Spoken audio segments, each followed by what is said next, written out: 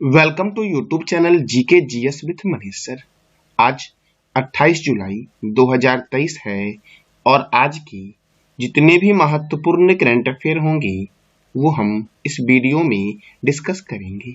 इस वीडियो का पीडीएफ आपको टेलीग्राम पे मिलेगा जिसका लिंक वीडियो के डिस्क्रिप्शन बॉक्स में है। तो आइए शुरू करते हैं आज का महत्वपूर्ण करंट अफेयर। आज का पहला प्रश्न है, विश्व प्रकृति संरक्षण दिवस कब मनाया गया है? तो ये मनाया गया है 28 जुलाई को साथियों मैं आपके लिए 2 अगस्त को, कब? तो 2 अगस्त को जुलाई महीने के महत्वपूर्ण करंट अफेयर लेके आ रहा हूँ। और साथियों उस दिन जो टाइमिंग हमारी होगी करंट अफेयर की वो रात 8 बजे की टाइमिंग होगी। और उस वीडियो के एंड में मैं आपसे 10 प्रश्न करूंगा। जो भी बच्चे उस 10 प्रश्न के साथियों सही जवाब देंगे उन्हें 50 रुपीज का इनाम दिया जाएगा, फर्स्ट वाले को भी और सेकंड वाले को भी साथियों। तो ध्यान रखना साथियों, 2 अगस्त को रात 8 बजे मैं आपके लिए महत्वपूर्ण जुलाई के करंट अफेयर लेके आ रहा हूँ। अब साथियों आगे हमारा है सीआरपीएफ का 85वां स्थापना दिवस साथियों कब मनाया गया है? 27 जुलाई को मनाया गया है। CRPF central reserve police force साथियों इसका हेडक्वार्टर कहाँ है? नई दिल्ली में है। और सीआरपीएफ की स्थापना हुई कब? 27 जुलाई 1939 को। और वर्तमान में इसके डायरेक्टर जनरल कौन है? तो डॉक्टर सुजय लाल थाउसेन है सीआरपीएफ अर्थात सेंट्रल रिजर्व पुलिस फोर्स के डायरेक्टर जनरल। साथियों विश्व हेपेटाइटिस दिवस कब मनाया गया है? तो 28 जुलाई को मनाया गया है। साथियों 28 जुलाई को डॉक्टर बारूक बलवंत वग्र की जयंती पर यह मनाया जाता है क्योंकि इन्होंने हेपेटाइटिस बी वायरस की खोज की थी। अगर आपसे पूछे कि हेपेटाइटिस बी वायरस की खोज किसने की थी तो बारूक बलवंत साथियों की थी। इन्हीं की जयंती पर विश्व हेपेटाइटिस दिवस 28 जुलाई को साथियों मनाया जाता है और इनको इसके लिए नोबेल पुरस्कार भी दिया गया था। अब अगला प्रश्न आपका है, हाल ही में किस राज्य में पहली बार किसी ट्रांसजेंडर को जन्म का प्रमाण मिला है साथियों? तो कौन सा राज्य है जिसने पहली बार किसी ट्रांसजेंडर को जन्म का प्रमाण दिया है? तो राजस्थान ने साथियों। किसने दिया है? राजस्थान ने। अब राजस्थान ने दिया है तो राजस्थान की राजधानी क्या है? जयपुर। और जयपुर को बोलते हैं पिंक सिटी और जोधपुर को बोलते हैं ब्लू सिटी। राजस्थान के गवर्नर है कलराज मिश्र और यहाँ के चीफ मिनिस्टर है अशोक गहलोत। यहाँ पर राज्यसभा 10 है और लोकसभा 25 है। सरिस्का राष्ट्रीय उद्यान, डेजर्ट राष्ट्रीय उद्यान ये दोनों कहाँ हैं? तो राजस्थान में है साथियों। केवलादेव राष्ट्रीय उद्यान जिसे पक्षियों का स्वर्ग कहते हैं, रणथंभौर राष्ट्रीय उद्यान, जवाहर सागर वन्य जीव अभ्यारण्य, रामगढ़ विषधारी अभ्यारण्य, माउंट आबू वन्य जीव अभ्यारण्य कहाँ पर है? तो राजस्थान में है साथियों। सवाई मानसिंह वन्य जीव अभ्यारण्य, कुहलगढ़ वन्य जीव अभ्यारण्य, मुकुंदरा हिल्स राष्ट्रीय उद्यान ये सब कहाँ है? तो जम्मू साथियों राजस्थान में है। देखो जम्मू कश्मीर के बाद लिथियम भंडार कहाँ मिला है? तो राजस्थान के डेगाना में मिला है साथियों।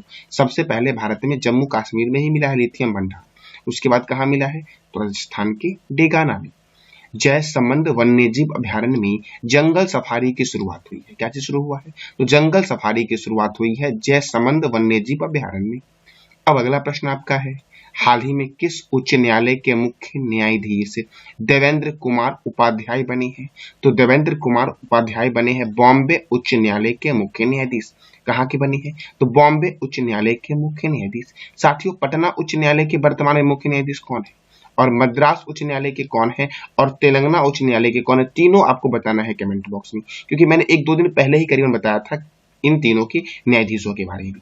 अब देखो आंध्र प्रदेश के जो नए उच्च न्यायालय के न्यायाधीश बने हैं वो बने हैं धीरज सिंह ठाकुर। कौन बने हैं? तो धीरज सिंह ठाकुर को आंध्र प्रदेश उच्च न्यायालय के मुख्य न्यायाधीश के रूप में चुना गया है। साथियों वर्तमान में भारत के मुख्य न्यायाधीश कौन है सर्वोच्च न्यायालय की? तो धनंजय यशवंत चंद्रचूड़ हैं 50वें सर्वोच्च न्यायालय के मुख्य न्यायाधीश साथियों। और वर्तमान में यही है धनंजय यशवंत चंद्रचूड़ भारत के मुख्य न्यायाधीश। अब अगला प्रश्न आपका है, राज्यसभा की अध्यक्षता करने वाली पहली महिला सांसद फांगनो कोन्याक बनी है, यह किस राज्य की है?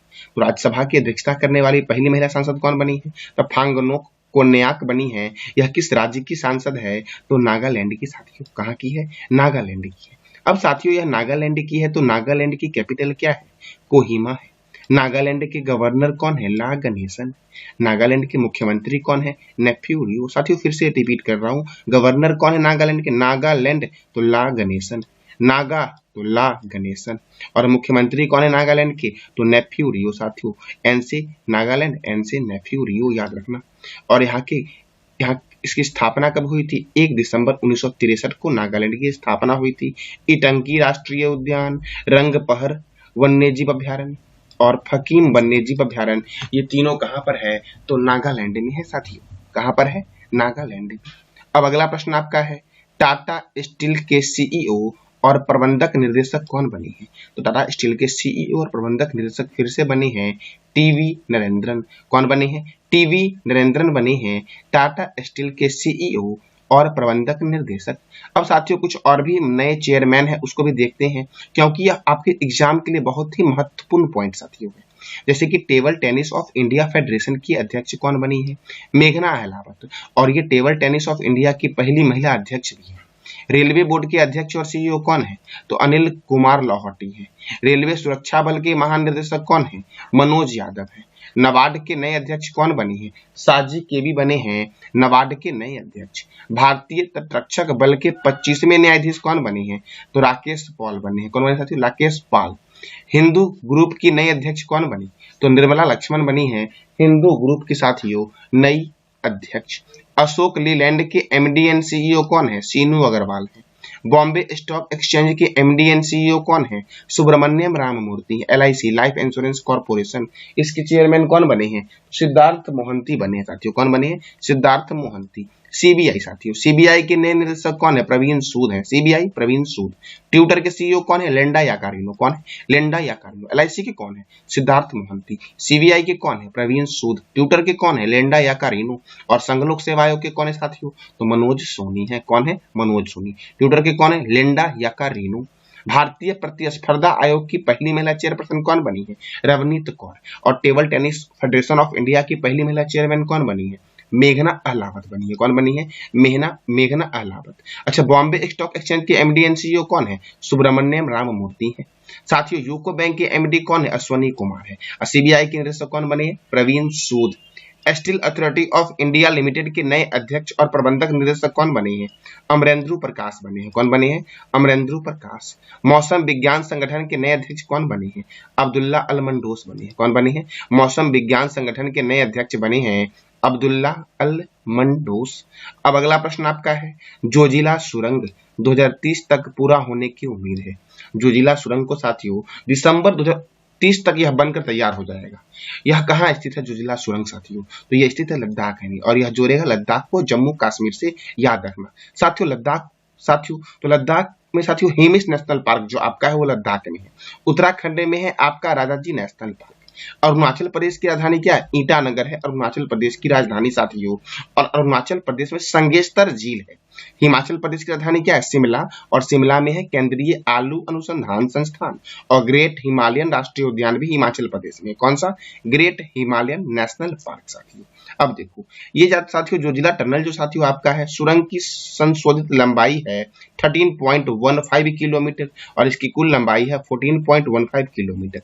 यह घोड़े की नाल के आकार की सॉफ्ट सिंगल ट्यूब और 2 लेन वाली सुरंग है, जो साथियों दिसंबर 2030 तक बनकर तैयार होने की संभावना बताई गई है। साथियों आपको बताना है लद्दाख के उपराज्यपाल कौन है, ये बताना है कमेंट बॉक्स में आपको।